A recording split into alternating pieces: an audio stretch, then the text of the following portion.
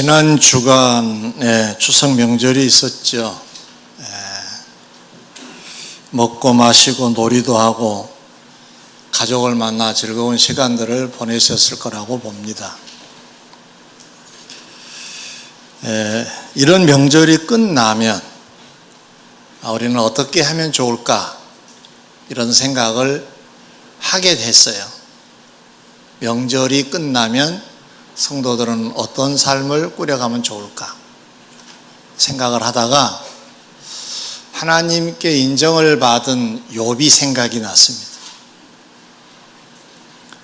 욥은 자녀들이 10명이 있는데 그들은 돌아가면서 생일이 되면 잔치를 열었어요. 잔치가 끝나면 욥이 늘 했던 일이 있었습니다. 그 내용이 본문 내용이에요. 그래서 잔치가 끝나면 어떻게 할까에 답이 될 것 같아서 생일 잔치가 끝난 욥의 가족들이 했던 것을 살펴보려고 합니다. 어떤 삶을 살았기 때문에 하나님께 인정을 받을 수 있었을까? 첫 번째입니다. 하나님이 인정하신 욥은 자녀들이 벌인 잔치가 끝나면 잔치 때 있었던 일들을 꼭 돌아보게 했습니다. 돌아보게 했다. 그냥 굳이 표현한다면 과거를 돌아보게 했다. 이렇게 좀 넓게 말할 수도 있겠죠. 왜 그랬을까요? 그 이유는 본문에 욥의 자녀들이 잔치 중에 혹시 죄를 범하여 마음으로 하나님을 욕되게 하였을까 생각했기 때문이라고 합니다. 혹시라도 잘못된 마음으로 하나님을 욕되게 하지 않았을까라는 염려가 들어서 돌아보게 했다는 겁니다. 곧 욥은 자녀들에게 그 잔치에 무슨 일이 있었는가를 되돌아보게 하여 잘못된 것이 있으면 발견하고 그 발견된 내용을 고치게 하고자 돌아보는 일부터 시작을 했다는 거예요. 이게 참된 자녀의 사랑이 되겠죠. 자신을 사랑하는 것도 되겠죠. 돌아봐야 한다. 경건하게 살고자 하는 자들은, 성공을 신앙으로 꿈꾸는 자들은 앞일도 예측하며 대비도 해야 해요. 앞으로 어떻게 살아야 되겠다. 근데 이보다 더 중요한 것은 뒤를 돌아보는 것이 더 중요합니다. 왜 그러는가? 달리기 선수가 만약에 뭔가 무거운 짐을 지고 있다고 한다면 달리기 선수의 자리에 섰다 하더라도 잘 달릴 수 없습니다. 잘 달리려고 하면, 그 미래가 잘 되려고 하면 과거를 먼저 봐야 한다는 거예요. 과거가 정리되지 아니하면 미래는 잘 풀리지 않습니다. 왜 그럴까요? 오늘이라고 하는 날은 사실 어제의 결과입니다. 어제 없는 오늘은 존재하지 않지요. 역시 오늘 때문에 내일이 존재합니다. 들판에 가면 곡식이 익어갑니다. 과일도 무르익어 가고 있습니다. 어떤 농부가 심었겠지요. 그 과거가 없었더라고 한다면 오늘의 열매는 없겠지요. 오늘 뭔가 하지 아니하면 내일도 없겠지요. 그러므로 우리는 정말로 미래를 위하는 길이라고 하면 과거부터 봐야 한다는 거예요.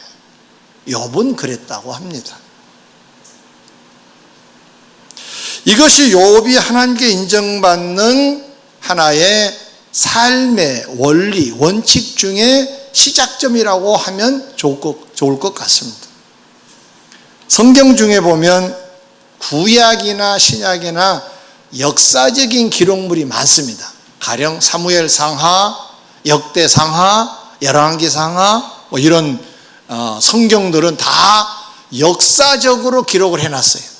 어떤 왕은 어떻게 하다가 복을 받았다, 어떤 왕은 어떻게 하다가 하나님의 진노를 받았다. 이 기록물이 역사의 기록물입니다. 역사서라고 합니다. 신학교에서는. 신약 성경에서도 사도행전이라고 하는 성경이 있는데 이것도 역사서로 분류합니다. 사도들의 역사의 기록입니다.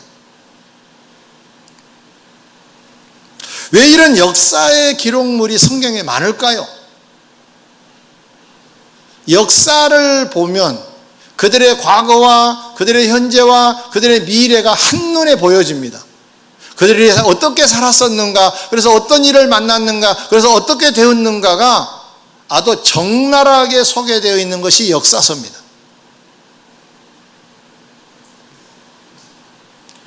결국 역사서를 우리에게 주신 하나님의 뜻은 역사 속에 추억놀이 하라는 것이 아니라 그 역사를 통해서 교훈을 얻어서 미래로 잘 나가라는 뜻입니다. 결국 미래를 위하여서는 과거부터 시작을 해야 된다는 겁니다. 누가복음 17장에 보면 주님 공생애 때 한 번은 10명의 나병 환자가 주님께 고침을 호소해 옵니다. 주님이 그들의 믿음을 보시고 제사장들에게 몸을 보이라 그렇게 처방을 내리셨어요. 근데 그들은 믿고 갔다 그랬어요. 그러면 이 속에 어떤 의미가 있느냐? 당시에 나병이 들면 예배에 참석을 못하게 했습니다. 제사에. 그 제사를 주관하는 사람들이 제사장들인데 몸을 보이라고 하는 것은 이제 깨끗해졌으니 몸을 보여 확인을 받고 이제 제사에 참여해도 좋다라는 의미였습니다. 이 뜻을 잘 알아먹은 10명의 나병 환자들은 갑니다. 제사장에게 몸을 보이려고. 가다가 보니까 정말로 몸이 깨끗해진 것을 확인할 수 있었습니다. 당시에 나병 환자로 격리된 사람들은 주로 우리로 말하면 발진이 일어나서 울긋불긋하다든가 이렇게 표시가 되어졌을 때 격리가 됩니다. 그러면 낫다는 얘기는 그 발진이 다 들어갔다는 얘기잖아요.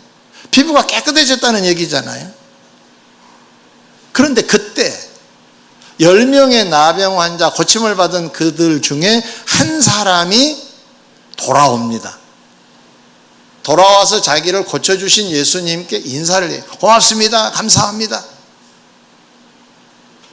근데 주님이 이 한 사람을 향하여 이런 말씀을 하시죠. 내가 10명을 고쳐주었는데 그 9은 어디 있느냐라고 물으세요. 그러시면서 바로 이어서 하신 말씀이 내 믿음이 너를 구원하였느니라고 하세요. 구원까지 약속을 해주세요. 돌아와서 인사하는 게 믿음이라는 거예요. 처음에 고쳐주세요 하는 것도 믿음이었어요. 그 믿음은 고침받는 데까지만 유효했어요. 그러면 이 사람에게는 지금 또 다른 믿음이 있었다는 거예요. 그 또 다른 믿음이 뭐냐? 인사하는, 감사하는 믿음이었다는 거예요. 그때 그 사람에게는 구원을 약속을 하셨어요. 자, 그러면 이 사람을 오늘 이 원리로 좀 대입을 해볼까요? 이 사람의 미래가 구원의 미래가 될 수 있었던 것은 미래가 잘 되었다는 얘기가 되는데 어떻게 잘 되었을까? 인사해서 잘 됐던 거죠. 근데 왜 인사를 했을까요? 돌아보았어요. 그래서 인사하는 것이 대책이었습니다. 돌아보니까 고마움이 계셨어요. 주님의 고마움이 생각이 났어요. 그것에 대하여서 반응했더니 미래가 열리게 됐다는 얘기예요. 그럼 9명을 대입해 볼까요? 9명은 주님이 고쳐주신 그 과거로 돌아가서 생각을 못했던 거예요. 그냥 자기 몸을 제사장에게 보이는 것이 급했습니다. 구원은 없었습니다. 돌아봐야 미래는 열립니다. 돌아보지 아니하면 오늘의 대책이 세워지지 않습니다. 고마운 과거가 있으면 인사도 해야 되고 감사도 해야 되는데 만약에 내가 잘못했으면 회개도 해야 되는데 이 대책 이전에 봐야 대책이 나오는 거고 이 대책을 세워야 미래는 열리게 된다는 성경의 원리입니다. 또 다른 사례를 하나 들지요. 누가복음 5장에 보면 주님 공생의 초창기에 갈릴리 바다에서 저녁내 고기를 잡은 베드로가 있었습니다. 그래 그날따라 한 마리도 못 잡고 돌아왔다. 허탕을 친 겁니다. 주님께서는 새벽 강단을 바닷가에서 여시고 많은 사람들에게 가르치신 다음에 그 베드로를 향하여, 배를 빌려준 베드로를 향하여 깊은 데로 가서 그물을 내려라, 그렇게 명령을 하죠. 갑작스럽게. 뭐 많이 잡았느냐 마냐 없으세요. 예수님의 권세가 너무 강력하여서 그 주님의 명령을 따라서 주섬주섬 챙겨서 다시 바다로 나갑니다. 원래 바다는 밤에만 고기가 잡히는 갈릴리입니다. 속초나 강릉에 가면 밤에 불빛이 환하죠. 밤에 오징어 잡아서 그래요. 낮에는 안 갑니다. 불빛이 있으면 모여든대요, 오징어들이. 이런 어떤 어종에 따라서 다르지요. 뭘 보고 다니느냐. 근데 갈릴리 바다의 고기들도 밤에 가서 잡으면 많이 잡을 수 있다고 합니다. 근데 지금 이미 해는 떴습니다. 아침이 돼버렸어요. 그물을 깊은 데 가서 던져봤자 잡을 수가 없어요. 근데 순종해서 가지요. 잡아가지고 옵니다. 어느 정도로 잡았느냐? 그물이 찢어질 만큼 잡았다 그랬어요. 할렐루야. 풍성하게 잡은 거죠. 근데 돌아오면서 생각해 보니까 이분이 심상치 않는 기운이 있으신 분이에요. 이분이 우리가 기다리는 그 메시아지 않겠느냐라는 생각을 하게 된 거고, 바닷속을 아실 정도면 내 속도 아시겠네? 여기까지 발전했어요. 그래서 생각을 마무리하고 돌아오자마자 엎드려 절합니다. 주여, 나를 떠나소서. 나는 죄인입니다. 고기 많이 잡아온 베드로가 갑작스럽게 엎드려가지고 나는 죄인입니다. 나를 좀 제발 떠나주세요. 왜 그랬을까요? 그 후에 예수님은 그를 향하여 이제후로는 사람을 취하리라, 다른 성경에 보면 사람 낚는 어부가 되리라, 이렇게 말씀하셨어요. 그로부터 예수님의 제자가 돼요. 자, 역추적해 볼까요? 베드로에게는 무슨 일이 있었나요? 나는 죄인입니다, 나를 떠나소서라고 하는 것이 있었어요. 그 전에 무슨 일이 있었나요? 주님의 전능하심 앞에서 자기를 발견하게 했던 거죠. 그의 고백 속에 나는 죄인입니다라고 고백한 내용으로 볼 때 과거에 크고 작은 죄들 그냥 졌지만 넘기고 묻어두었던 죄들이 갑작스럽게 부각이 된 겁니다. 생각이 났어요. 이분 앞에 내가 속이면 안 되겠다는 생각이 들었겠지요. 토설할 수밖에 없는 지금 이 시점이 된 겁니다. 그래서 갑작스럽게 주님이 그런 의도로 전혀 접근해 오시지 않으셨지만은 나를 떠나달라고, 나는 죄인이라고, 당신 나와 같은 죄인 앞에 서 계실 분이 아니라고, 제발 좀 어디를 가버리시라고 나름 대책을 얘기했던 겁니다. 그래서 예수님은 그를 제자로 받으셨습니다. 만약에 여러분 죄인입니다라고 하는 고백이 없었다면 과연 주님이 사람 낚는 사람이 되라고 명령, 사명감을 주셨을까요?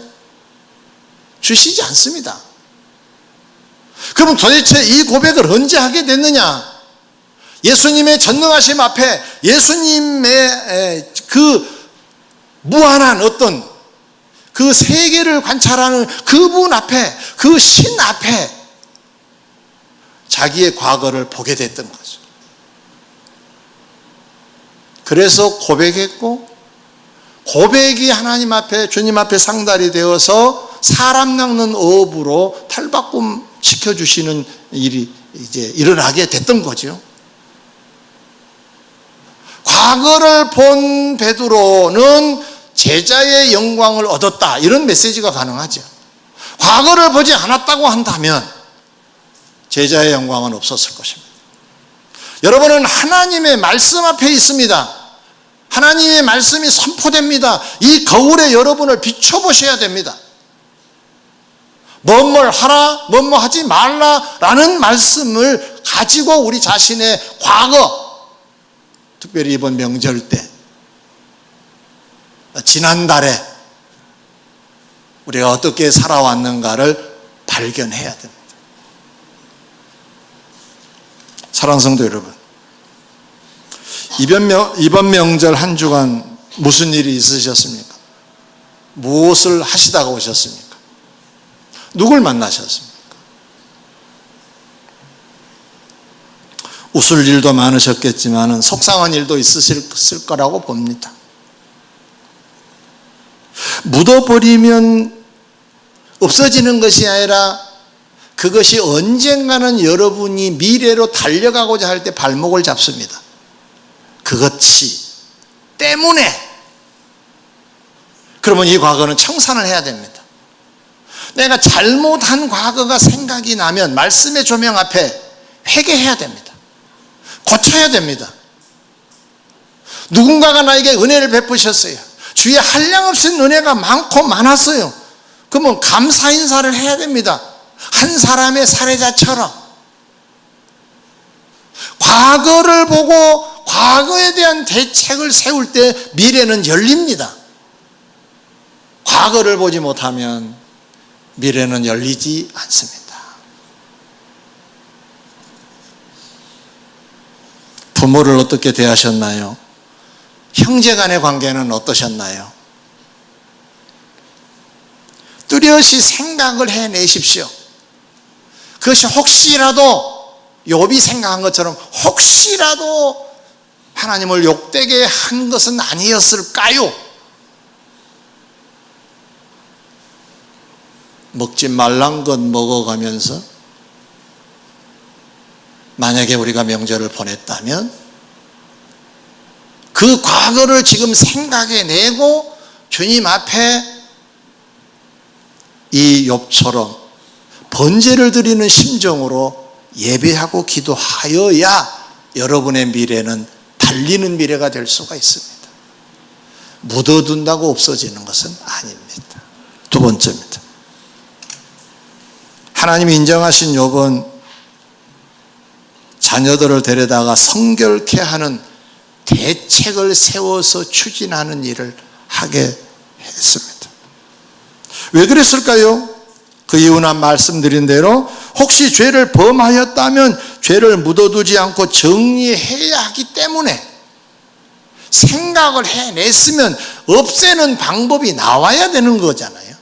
그래서 번제를 드리게 됐던 겁니다. 좀 더 들여다볼까요? 욥은 당대의 그 지역에서 최고의 부자입니다. 지금으로 말하면 수십억 대의 재산가라고 말할 수가 있습니다.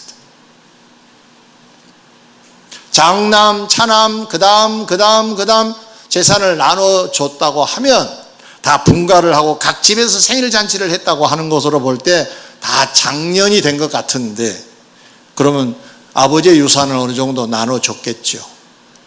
그러면 이들도 여유가 있었겠죠. 최고의 부자인데 자녀들을 뭐 가난하게 만들었겠습니까? 먹고 마시는 일이 많아졌겠지요. 당시에 포도주를 많이 마실 때니까 포도주 많이 마셔도 취합니다. 사람이 술에 취하면 인간의 육신의 본성이 나옵니다. 그러면 여러 가지 죄를 지을 수 있습니다. 섭섭했던 거 다 쏘아붙이고 그래야 시원하고, 비교해서 시기하고, 이게 다 육신의 어떤 본성들이 나오는 거예요.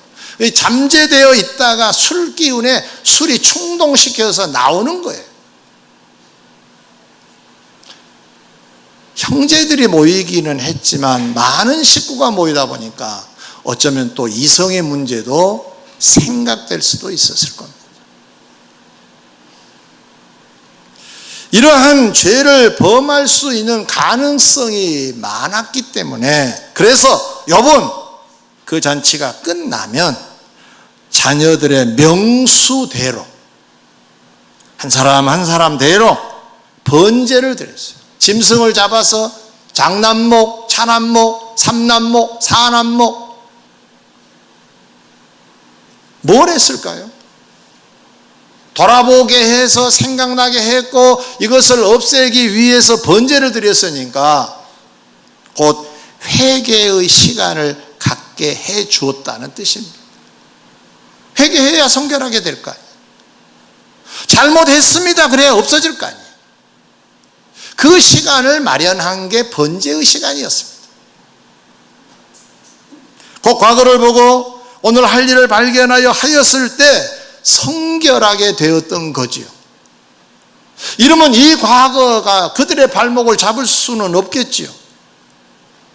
토설하지 아니하고 묻어두면 언젠가는 우리의 발목을 잡습니다.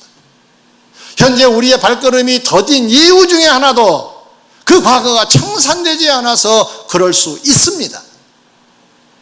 면밀히 검토해서 있으면 청산해야 됩니다. 청산하지 아니하면 우리의 미래는 밝지 않습니다. 이 원리로 몇 말씀 살펴봅니다. 느헤미야 1장을 보면 느헤미야는 타국에서 고국 소식을 듣습니다. 예루살렘이 황폐하다고 소식을 접하고 그 과거를 생각하면서 느헤미야는 고국으로 돌아와 성벽을 쌓았습니다. 그 후에 그는 총독이 되고 하나님이 귀히 쓰시는 일꾼으로 자리 잡습니다. 느헤미야의 성공의 비결이 무엇일까요? 과거를 봤어요. 사실 이 과거는 개인의 성결하고는 관계가 없는 과거입니다. 고국에 대한 과거입니다. 고국의 현주소, 우리식으로 말하면 우리나라, 우리 교회의 현주소를 보게 된 겁니다. 그 과거를 보게 된 것입니다. 뭔가 해야 되는데 하지 않는 것들이 발견되어서 이 느헤미야는 대책을 세우는데 그게 성벽 재건축이라는 일이었습니다. 그 후에 느헤미야는 미래가 활짝 열립니다. 여러분, 과거를 보십시오라고 지금 말씀을 드리고 있는데 이 과거라고 하는 것은 꼭 우리의 성결만을 위한 차원의 과거를 보라는 얘기는 아닙니다. 욥은 그랬습니다. 한 명의 나병 환자가 과거를 본 것은 감사자, 은혜를 끼친 자를 보라는 뜻이었습니다. 느헤미야 같은 경우는 사명 차원의 과거로 보라는 것입니다. 나의 죄만을 보라는 얘기가 아닙니다. 다윗이 왕이 된 후에 사울 왕 시절에 방치되었던 법궤를 궁으로 모셔오다가 방법이 잘못돼 가지고 하나님의 진노를 받아 웃사라는 사람이 현장에서 죽는 불상사가 일어나죠. 아이고 무서워라. 손을 뗍니다. 오베데돔이라는 사람의 집에 법궤를 그렇게 보관케 하고 돌아옵니다. 어떤 사람이 한참 지나서 얘기를 합니다. 오베데돔이라는 사람이 법궤 때문에 엄청 복을 받았답니다. 그러자 다시 다윗은 법궤를 모시고 오겠다고 하는 생각이 더 강해졌습니다. 그래서 이제 옛날에 실수했던 부분을 면밀히 검토를 하고 어떻게 법궤를 옮겨야 될 것인가를 대안을 찾게 됩니다. 성경을 통해서 알게 되는데 제사장과 레인들만이 옮길 수 있다는 사실을 알게 되어서 준비를 시킵니다. 그래서 2차 법궤를 옮길 때는 성공을 합니다. 그리고 이후에는 다윗이 참으로 복된 길을 걸어가게 됩니다. 자, 다윗이 본 과거, 어떤 과거입니까? 실패한 과거입니다. 왜 실패를 했는가를 발견하게 됐습니다. 이 실패한 과거를 바라봤기 때문에 새로운 대책이 나왔던 거죠. 그것은 하나님이 원하신 방법으로 법궤를 옮겨야 된다라고 하는 대책이 나온 겁니다. 그 대책을 따라 했더니 잘 되었을 뿐만 아니라 그의 미래가 복이 되었다는 사실입니다. 사랑하는 성도 여러분, 다시 묻습니다. 명절에 어떻게 보내셨습니까? 그 대화 중에 불신자 가족은 없었습니까? 혹시 무슨 건으로 화목이 깨지는 가정은 없었습니까? 흔치는 않지만 재산의 문제로 토닥토닥 혹시 그런 적은 없으신가요? 이러한 내용들이 우리의 지난 시간에 있었다고 한다면 지금 주님 앞에서, 주의 말씀 앞에서 우리를 조명해 봐야 합니다. 그건 아니라고 하시는지, 맞다고 하시는지, 잘했다고 하시는지, 고치라고 하시는지, 그 주의 뜻이 우리의 대책이 되어야 될 것입니다. 그 대책을 따라서 우리가 감당을 하게 되면 문제는 해결될 뿐만 아니라 우리의 미래가 복이 된다는 뜻입니다. 미래로 가기 위해서는 과거가 정리돼야 됩니다. 마지막 세 번째입니다. 하나님이 인정하신 욥은 이렇게 사는 것이 항상이었다고 합니다. 어떻게 이렇게 가능했을까요? 10명의 자녀를 만약에 생일상을 차린다고 하면은 10번이죠, 1년에? 10번만 했나요? 매년 했을 겁니다. 항상이었으니까. 어떻게 이런 일이 가능할까요? 매번 짐승을 한 사람 앞에 하나씩 잡아서 드리고 정리하고 이런 일이 가능했을까요?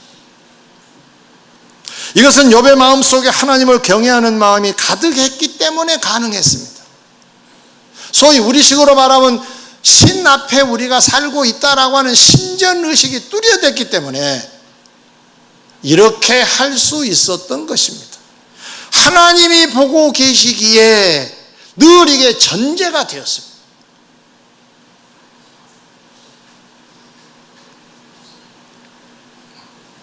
다윗이 사울 왕에게 쫓겨다닐 때가 있었죠. 한 번은 쫓기다 보니 어느 굴로 숨게 되었어요. 그런데 거기까지 사울과 3,000명의 선발대가 이 다윗을 찾으러 온 겁니다. 꼼짝없이 당하게 생겼습니다. 굴 저 깊은 데 들어갔습니다. 굴을 수색하면 이제는 끝입니다. 어디 더 도망갈 데가 없습니다. 그런데 참 다행스럽게도 사울 왕이 용변이 보고 싶었습니다. 딱 그때. 거기는 광야니까. 근데 특별히 무슨 막사가 있는 것도 아니고. 그래서 굴로 들어가서 용변을 보고 싶었던 겁니다. 사울은 굴로 들어갑니다. 초입에 들어가서 옷을 벗고 용변을 보기 시작합니다. 그때 저 안에서는 귓속말로 다윗의 측근들이 다윗에게 이렇게 말합니다. 지금이 기회입니다. 하나님이 주신 좋은 기회입니다. 가서 죽이십시오. 원수를 우리에게 붙이셨습니다. 하나님이 주신 기회지 않습니까? 딱 지금입니다. 그 성화에 다윗은 칼을 가지고 사울을 향하여 갑니다. 가다가 가는 중에 많은 생각을 했겠죠. 가서 옷자락만 베가지고 돌아옵니다. 측근들이 뭐라 그랬을까요? 잘했다 그랬을까요? 왜 그랬습니까? 죽일 수 있었는데 왜 그러셨습니까? 불평하고 원망을 했겠죠. 그때 다윗이 한 말이 있습니다. 하나님이 기름 부어 세우신 자인데 그 자를 손을 대는 건 하나님이 금하신 일이다. 너희들도 절대로 손을 대면 안 된다라고 했습니다. 어떤 의식으로 산 사람이라고 말할 수가 있을까요? 하나님이 그 맛은 이르기에 손을 대면 안 된다. 하나님이 늘 생각이 났겠지요. 하나님을 경외함이 늘 가득했겠지요.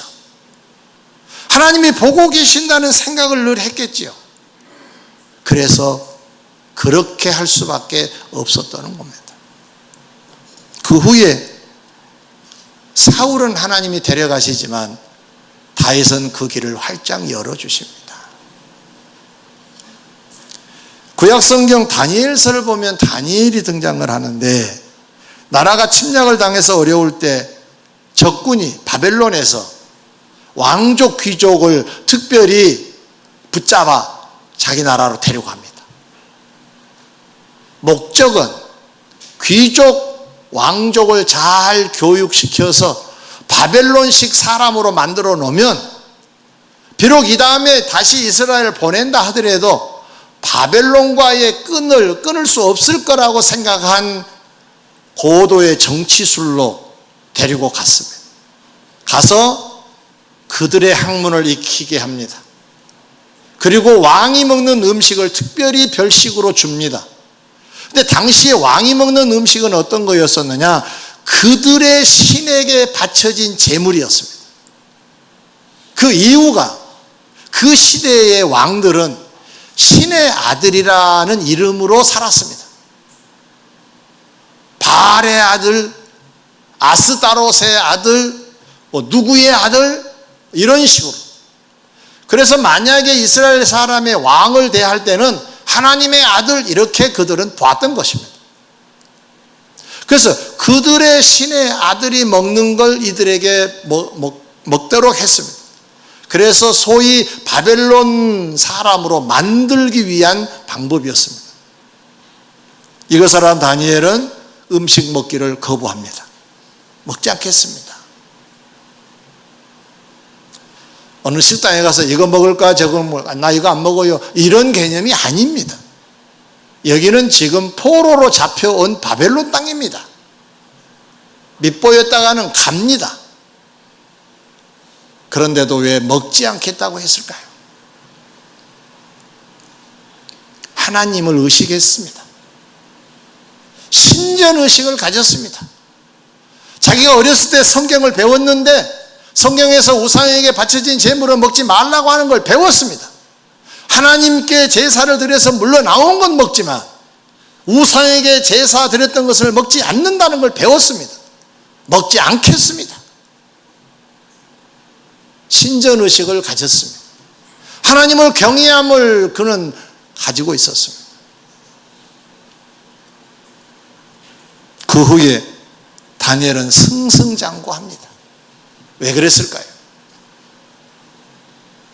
하나님의 임재를 늘 의식하고 산 그 항상 때문에 그랬습니다. 사랑하는 성도 여러분, 우리의 항상은 무엇인가요? 늘상 하는 일이 무엇인가요? 그게 거창하게 제가 표현할까요? 여러분의 실체입니다. 그리고 여러분의 신앙입니다. 그리고 여러분의 미래가 될 것입니다. 그 항상이 무엇이세요? 어떻게 항상 보내세요? 습관되어 있는 삶이 무엇인가요? 혹 잘못된 항상이라면 고쳐야 되겠죠. 잘못된 습관인 줄 알면서도 고치지 않으면 그게 여러분 발목을 잡아요. 주님은 이런 대목의 말씀이 기록되어 있는 걸 볼 수가 있는데, 습관을 좇아 산에 기도하러 가셨다, 이런 대목이 나옵니다. 거룩한 습관이었다. 습관적으로 대충 하는 기도라는 뜻이 아닙니다. 몸에 밴 일상, 그게 늘 항상 어느 때가 되면 기도하러 가시는 거, 그게 몸에 배었다는 겁니다. 여러분은 어떤 항상이 여러분 앞에 있으신가요? 특히 오늘 말씀대로 지나온 우리 과거를 되짚어 보는 것, 그 과거를 분석하여 정지되지 않는 일이 있으면 대책을 세우는 것, 이게 우리들의 항상이라면 잘하는 것입니다. 예수님처럼 기도하는 항상이라면 좋고요. 나도 모르게 늘 거짓말이 슬슬 나온다. 이게 내 스타일이고 항상이다. 고쳐야죠. 게으르고 나태하다. 고쳐야죠. 세상적으로 늘 발전해 간 것 같다. 잘라보니 어느 날 세상 사람하고 똑같이 살고 있네. 고쳐야죠. 안 고치면 미래는 어둡습니다. 말씀을 정리합니다. 따라해 보실까요? 과거를 보면 미래가 열린다. 미래에 복되게 살고자 하지 않는 사람은 단 한 사람도 없습니다. 근데 출발은 과거부터입니다. 과거 정리해야 됩니다. 그래야 오늘 잘 살 수가 있어서 미래는 열립니다. 과거를 보면 미래가 열린다. 이 의미로 제목을 정한 겁니다. 한번 다시 읽어볼까요? 시작. 기도하겠습니다.